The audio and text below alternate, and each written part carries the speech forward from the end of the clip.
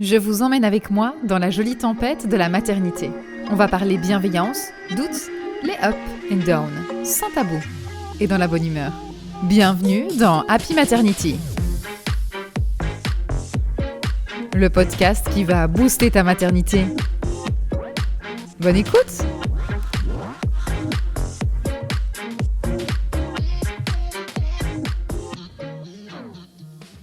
Hello, je suis très heureuse de vous accueillir dans un tout nouvel épisode de podcast qui va, encore cette fois-ci, s'adresser plutôt aux pros parce que je suis en plein lancement de la formation, la première édition de la formation pour les pros et donc je lance les inscriptions en juin.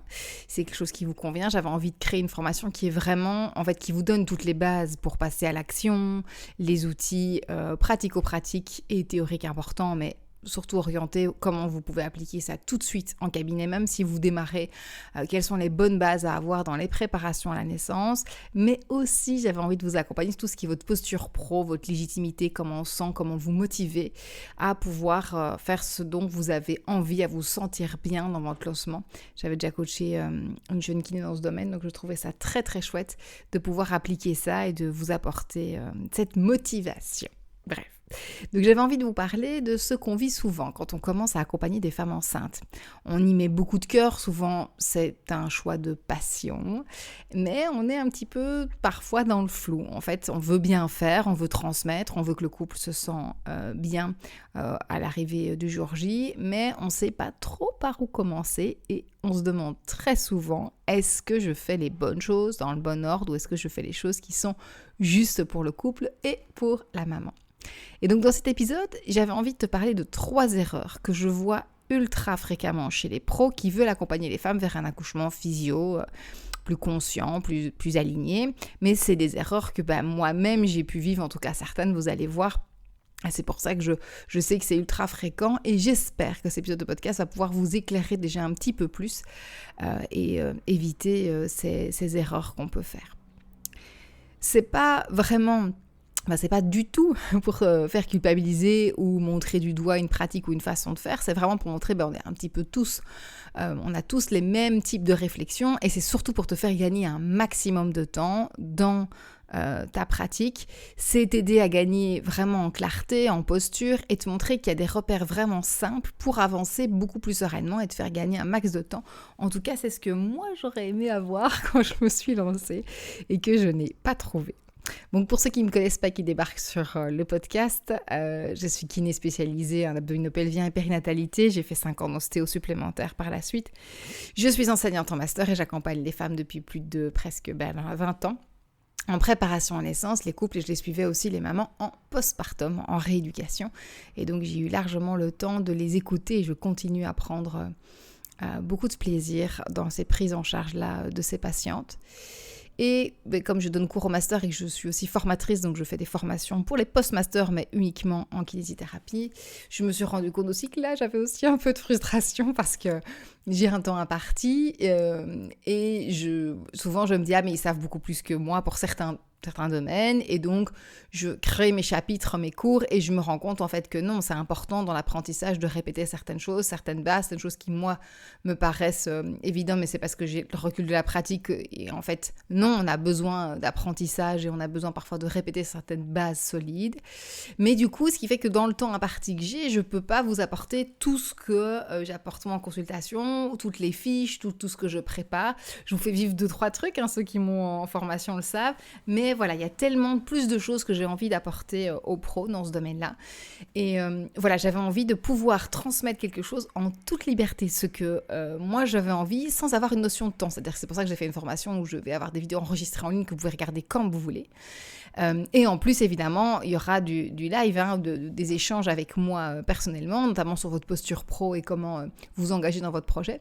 Mais du coup, c'était important pour moi de me dire, ok, je vais tenter, on me l'a demandé, il y a 1 an et demi, on m'a demandé plusieurs fois, tiens, Aurélie, si tu faisais ça, ce serait chouette. J'ai failli prendre le pack Happy Maternity en version, pour moi en tant que pro, et c'est vrai que c'est pas du tout la même chose, que je travaille en Happy Maternity, c'est vraiment pour les mamans. Et donc là, j'avais envie vraiment d'adapter et de vous proposer une formation qui serait vraiment orientée pour les pros et de pouvoir vous donner absolument tout ce que j'ai mis moi en place, vous faire gagner un temps fou. Et donc ça, c'est vraiment mon objectif et m'adapter aussi à vous, à qui vous êtes.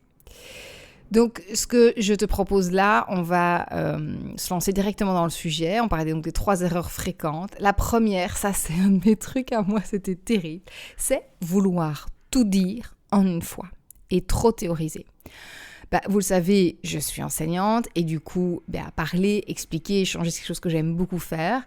Et dans mes consultations, souvent je me disais, voilà, il y a tout ça que je dois lui apprendre et donc je bombardais d'informations les patientes dès la première consultation.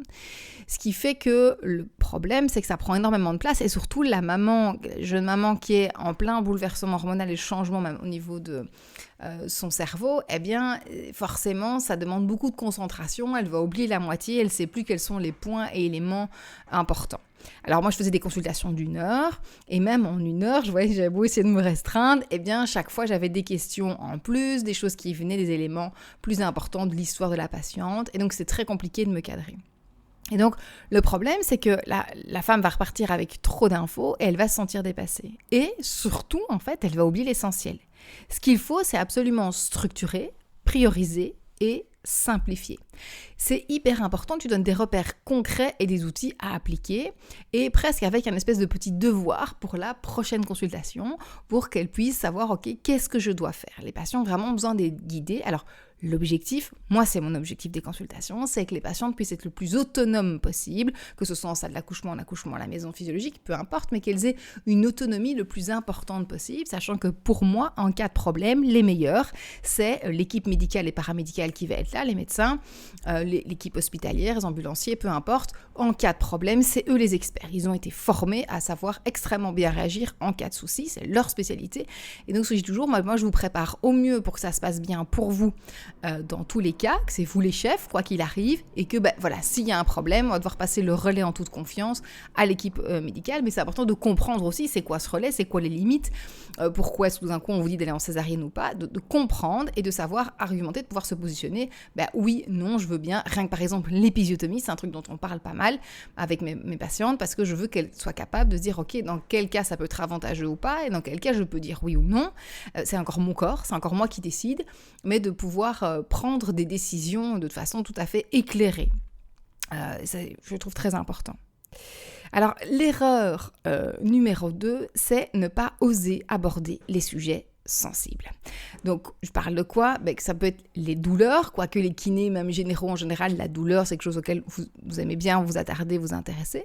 Mais la sexualité, par exemple, le plancher pelvien, la place du coparent, tout ça qui va se modifier pendant la grossesse, c'est important d'ouvrir des portes. Alors, pas spécialement poser des questions ouvertes directement sur la sexualité, mais moi, je raconte souvent, j'ai eu un jeune couple comme ça en consultation, premier bébé, tout jeune couple, et la femme, donc les deux étaient là, et la femme me dit oui, est-ce qu'il y a des choses qu'on doit savoir au niveau de la sexualité ? Est-ce qu'on peut encore avoir des rapports ou pas ? Est-ce que c'est quelque chose auquel on doit faire attention ? Enfin voilà, vous voyez qu'elle venait sur le sujet, et c'était mignon, donc je dis oui, effectivement, non, les rapports, là, s'il n'y a pas de contre-indication, j'explique un petit peu, évidemment, les rapports, il n'y a aucun problème. Et donc elle se retourne vers son compagnon, elle fait, vous ne pouvez pas lui dire à lui. Et donc c'était mignon, donc j'exprimais que oui, effectivement, mais peut-être que chez monsieur aussi, il se passe des choses qui voit sa femme qui est enceinte, et peut-être qu'au niveau symbolique ou dans la sexualité, des choses qui se modifient aussi, qui sont plus compliquées pour lui, qu'il faut l'entendre. Et donc, voilà, comment est-ce qu'on peut remettre de la communication dans le couple, sachant qu'on n'est pas sexologue, enfin, si vous n'êtes pas formé, c'est pas votre place, on n'est pas psychologue, mais on est là simplement pour ouvrir du dialogue et dire que oui, c'est normal qu'il y ait des changements. C'est OK. Et ça, c'est une phrase que beaucoup de patients demandent, et donc être capable de pouvoir rassurer la femme et lui dire « ça c'est normal » ou le papa, ça faut consulter, mais ça c'est normal, oui, ça va passer, ça c'est transitoire, c'est logique. Ils ont souvent besoin d'une validation de ce qu'ils ressentent, et donc ça peut être intéressant. Mais donc beaucoup de pros, ils hésitent à aller vers la sexualité ou parler ou ouvrir cette porte-là de peur d'être maladroit, trop intrusif ou pas légitime. Et le problème, c'est que ces sujets sont hyper importants et ne pas les aborder, c'est laisser des zones d'ombre. C'est un couple, c'est une équipe qui vont accoucher, et donc c'est hyper important que cette équipe se maintienne tout du long, pendant la tempête. C'est elle qui va être mise à mal, qui va être mise à l'épreuve. C'est leur lien aussi de couple. Et donc, de pouvoir expliquer qu'est-ce qui va se passer dans la sexualité pendant la grossesse, pendant l'accouchement, autour de l'accouchement, donc juste avant, par exemple, quelques jours avant, et le postpartum immédiat, dans les semaines qui vont suivre, et les mois et les années, quelles sont les modifications qui vont influencer fortement leur relation. Et c'est hyper important de pouvoir l'aborder. Qu'est-ce qu'il faut? C'est essayer de trouver les bons mots. Moi, j'ai toujours mettre des questions plutôt ouvertes. Donc, quand vous présentez votre travail, ce que vous faites, ou vous voulez présenter la grossesse, vous pouvez toujours parler du fait que, on va aborder différents sujets. Il est possible d'aborder la sexualité. Si vous voyez des modifications, que vous avez envie d'en parler, n'hésitez pas. Ça fait partie aussi de la consultation. Et donc, simplement de pouvoir montrer des pistes, d'ouvrir des sujets sur lesquels ils peuvent revenir eux-mêmes plutôt que des questions directives, parce qu'il y a peut-être des gens qui n'ont absolument pas envie de vous communiquer leur sexualité, et c'est tout à fait ok. Donc voilà, simplement montrer que vous êtes là et dire voilà, si vous avez des questions, des doutes, n'hésitez pas, vous ne devez pas vous sentir gêné par rapport à ça, ça fait partie de ce que j'ai appris de mes formations, et donc je sais qu'il peut y avoir des modifications dans la sexualité, dans la lubrification, dans le plaisir, soit masculin ou féminin, dans vos casquettes, et donc c'est quelque chose qui peut exister et qui peut être tout à fait normal, et de nouveau, c'est pas parce que c'est normal qu'on ne va à rien faire. C'est comme les douleurs qu'on peut avoir d'hypermobilité articulaire, de différentes articulations au niveau du bassin, du rachis. On va dire à la femme enceinte, c'est normal, t'es imbibée d'hormones. C'est pas parce qu'elle a des douleurs qui sont normales et transitoires qu'on ne va à rien faire, pas du tout. On va lui apporter des idées, des solutions pour pouvoir la maintenir à ce moment-là. Donc, ce qu'il faut absolument, c'est trouver donc les bons mots, créer un climat de confiance et avoir des supports pour guider sans gêne, avoir vraiment des petits supports. Moi, ce que je trouverais chouette, c'est qu'ils puissent repartir avec des fiches, par exemple, et ça, c'est un truc que je vais donner donc, dans la formation pro, pour pouvoir avoir accès à toutes mes fiches aussi, mais aussi créer les vôtres, peut-être en fonction de ce qui vous anime et ce qui est important pour vous, mais de pouvoir les guider sans être gêné, vous-même, d'être assez confortable avec ça. Donc ça, c'était les 2 erreurs. Donc je vais essayer de faire assez court comme podcast, comme ça vous avez l'occasion de pouvoir l'écouter rapidement. En voiture par exemple, ou quand vous avez un petit peu de temps, ou le temps d'une consultation qui a été annulée sans prévenir, ça peut peut-être aider aussi. Alors, l'erreur numéro 3, ne pas avoir de posture claire, ou de cadre, ou de plan. Ne absolument pas savoir où vous allez lors de la consultation. Alors attention, ce que je reproche aussi souvent, c'est parfois qu'on a un cadre trop rigide et on se dit aujourd'hui on a prévu, j'ai 6 séances de préparation, je veux que séance 1 ce soit ça, séance 2, séance 3, séance 4, et qu'on est cadenassé dans un thème et on ne s'adapte plus à la patiente. Ça, non, c'est quelque chose que je préconise absolument pas. Par contre, il faut avoir au moins un plan, un cadre, savoir où est-ce que vous voulez aller. Moi, j'ai toujours que l'idéal, le plan, le cadre, c'est de le faire après avoir eu la première consultation avec la patiente, parce que la première consultation, ça va vraiment être celle où vous allez être à l'écoute. Vous allez comprendre, vous allez faire connaissance, vous allez créer du lien, vous allez comprendre d'où elle vient, ce qu'elle veut, et petit à petit, vous allez pouvoir créer votre plan. Donc, on pense que l'accompagnement, parfois, c'est juste être à l'écoute, mais sans cadre du tout, on va vraiment se perdre. Et avec un cadre trop rigide, vous allez passer à côté du plan de naissance, vous allez passer à côté de frustrations éventuelles, et ça ou lire un guide de comment bien accoucher dans l'aile Belgique, ça reviendra exactement au même. Et donc c'est hyper important de partir de la patiente dans la première consultation du premier rendez-vous, et puis partir de la femme, de qui elle est, de ce qu'elle a vécu. Ça prend un petit peu de temps, évidemment, de s'intéresser à tout ça, et puis ensuite de proposer un cadre ou un plan, et de pouvoir l'adapter en fonction de ce que la femme va amener. Donc le problème, c'est que si on n'a pas de cadre du tout, on va s'adapter énormément, mais on va aussi du coup douter parce que simplement, tu sais pas où tu veux aller. Tu sais pas ce que tu dois faire. Moi, j'avais des questions, oui, mais elle a des jumeaux, qu'est-ce que je dois faire? Oui, mais elle a plutôt une césarienne, qu'est-ce que je dois faire? Oui, mais... Et donc de savoir où vous voulez aller et surtout poser un cadre, c'est-à-dire que c'est pour ça que moi j'ai arrêté cette consultation parce que certaines femmes me disent je veux juste 2-3 rendez-vous pour me préparer à la naissance. Les gars, alors écoutez 2-3 podcasts, lisez des bouquins, ça fera le même effet, parce qu'à un moment donné, je vais vous donner des informations, je vais vouloir vous bombarder de choses. Déjà, en une séance, je ne fais que prendre connaissance de qui vous êtes, c'est déjà compliqué, et donc avoir 2 petites séances pour se préparer à la naissance, soyons clairs, c'est pas ça qui va suffire du tout à créer un lien propice à une vraie bonne préparation à la naissance et au postpartum. Donc, il faut que vous ayez un cadre minimum, en disant, voilà, moi en général, il me faut minimum X séances. Par contre, si elle a déjà fait une prépa, moi ça m'est déjà arrivé d'avoir une femme qui avait déjà fait une prépa et la kiné ne savait plus faire la fin de la préparation, donc je les ai eus et on a plutôt discuté, échangé sur les outils qu'ils avaient déjà, qu'ils avaient mis en pratique et je me suis adaptée un petit peu, on a fait 2-3 séances sur ce qu'ils avaient déjà fait et là c'était relativement utile parce qu'ils avaient déjà eu plein d'outils qu'ils avaient pu mettre en pratique. Donc ce qu'il faut absolument pour éviter cette erreur-là, c'est une méthode, une logique et des séances construites. C'est vraiment ce que j'ai envie de vous transmettre aussi, c'est ok, voilà le cadre qu'on peut avoir avec des thèmes particuliers. Moi, je choisis plutôt que de savoir exactement ce que je veux travailler séance 1, 2, 3, c'est des thèmes sur des séances et après on pourra faire notre marché là-dedans en fonction de ce que la patiente nous aura indiqué et peut-être que vous allez devoir faire des petites adaptations des séances. Mais en tout cas, avoir votre cadre, votre logique que vous comprenez et qui vous correspond. Ça aussi, mon objectif, c'est de m'adapter aussi un peu à vous. Alors c'est très compliqué, parfois les femmes qui me disent oui, moi j'ai jamais accouché, comment je peux savoir? C'est là que je peux vous aider aussi et aussi vous dire que c'est normal. Moi j'ai eu des sages-femmes qui me disaient, je suivais en rééducation postpartum, qui me disaient Aurélie, je peux pas savoir le nombre de trucs que j'ai dit que plus jamais je ne dirais à une femme en salle d'accouchement depuis que moi-même j'ai accouché. Et oui, forcément, il y a des expériences que on doit les vivre parfois pour vraiment comprendre tout.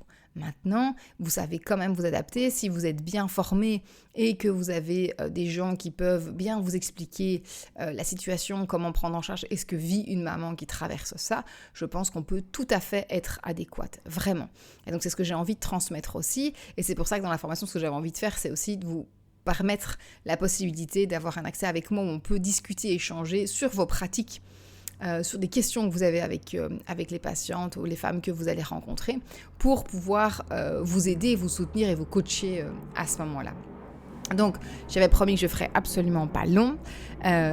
Donc là, tu viens d'entendre les 3 erreurs que je vois extrêmement souvent quand on commence à accompagner les femmes enceintes et j'espère vraiment que ça t'a permis d'y voir un petit peu plus clair.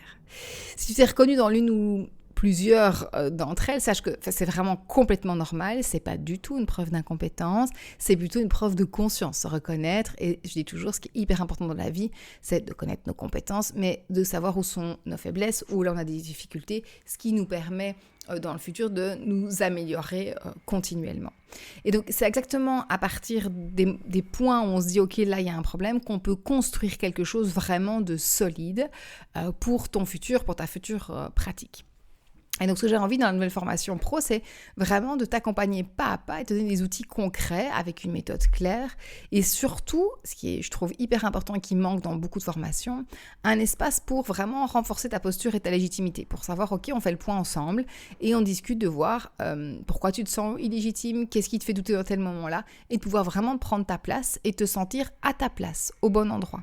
C'est vraiment un soutien pour t'ancrer dans ta pratique et te sentir enfin là où tu voulais être, parce que j'entends encore trop de gens qui sont passionnés mais qui ne se lancent pas parce qu'il faudrait atteindre un cursus et parfois qui vont mettre des années alors que c'est hyper intéressant de se lancer pendant qu'on se forme. Moi, je trouve que c'est vraiment essentiel. Donc j'ai ouvert les inscriptions uniquement en juin si ça t'intéresse. Les places vont être limitées, je veux prévoir donc un minimum de 3 personnes pour lancer la formation, mais un maximum de 10, je veux pas plus parce que je veux pouvoir vraiment m'adapter aussi à vos pratiques, à vos questions, à ce qui est important pour vous, que vraiment ce soit quelque chose d'actionnable très rapidement. Donc c'est pour ça que j'essaye un petit peu de limiter. Je fais les inscriptions en juin et en fonction de ce que j'ai, eh bien, on lancera la formation fin de l'été vers août. Et donc là, vous aurez accès aux modules et puis aux échanges avec moi. Et donc c'est vraiment quelque chose où même si vous êtes en vacances ou quoi, ça pose aucun problème. Vous regardez ça d'où vous voulez, quand vous voulez. Donc c'est quelque chose qui te parle, n'hésite pas à venir mettre un petit mot sur Insta, ça sera avec grand plaisir qu'on peut échanger à ce sujet-là. Ou alors il y a dans ma bio aussi, tu peux cliquer sur le lien pour avoir toutes les infos. J'espère que ça a pu vous aider, vous éclairer déjà maintenant dans votre pratique et je vous dis à très bientôt.